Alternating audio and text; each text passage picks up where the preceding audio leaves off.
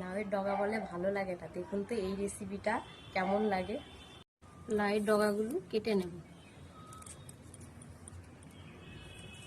ডগাগুলো ভাপিয়ে নেব। ঢেকে দিলাম, ভাপানো হোক, আমি সবজিগুলো কেটে নিয়ে গেলাম। ভাপানো হয়ে গেছে, নামিয়ে নেব।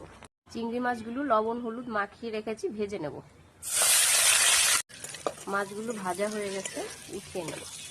ডাল ভিজিয়ে রেখেছিলাম, কাঁচা লঙ্কা দিয়ে পেস্ট করে নিয়েছি। লবণ দেব, হলুদ দিয়ে মেখে নেব।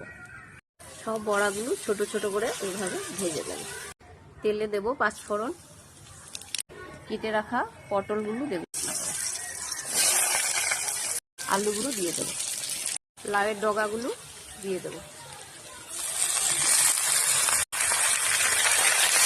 পরিমাণ মতন লবণ দেব, হলুদ দেব, কিছুটা ডাল বাটা রেখে খেয়েছিলাম দিয়ে দেব।